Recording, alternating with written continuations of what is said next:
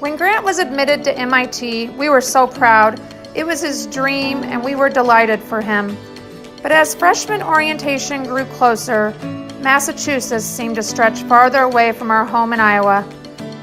Yet, like all parents, we wanted to give our child wings. So off he went. Grant's been a competitive swimmer since the age of 5, and he was on the swim team at MIT. We knew he had not been feeling well the past week, but initially we thought it was just a virus or the flu. Then after practice on Saturday, his arm became purple and swollen.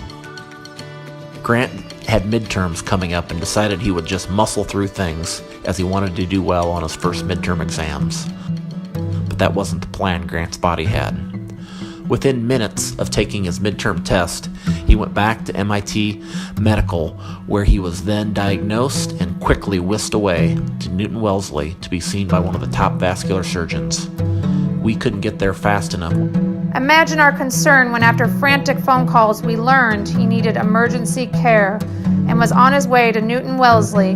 We'd never heard of it. Now we'll never forget it.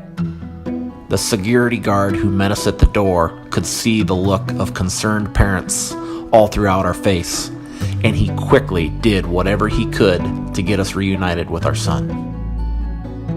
Enter Dr. Kwolek. My online research and discussions with Grant's physician back home helped prepare me for what Dr. Kwolek immediately diagnosed: thoracic outlet syndrome. Right away, Dr. Kwolek inserted a catheter to dissolve the blood clot in Grant's right arm. We caught up with our son in the ICU. The nurses were amazing. Like a typical teenage boy, Grant tends to talk and text with few words, but he couldn't say enough about how reassuring these nurses were. One nurse offered us a bed near Grant. I was so blown away by this compassion. Who takes that great care of the patient and family? The next day, Grant was back in the OR, where Dr. Kwolek and his nurse Jackie performed a balloon angioplasty and removed the catheter. To make sure this didn't happen again, Dr. Kwolek performed 2 more procedures to remove Grant's top ribs, which were rubbing his collarbone and pinching his vein. If this were going to happen somewhere, we feel blessed that Grant was connected to Dr. Kwolek and everyone at Newton-Wellesley. As it turned out, he was exactly where he needed to be. Newton-Wellesley says their mission statement is to treat every patient as a beloved family member.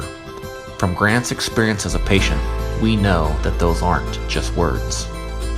Grant is doing great and back at MIT.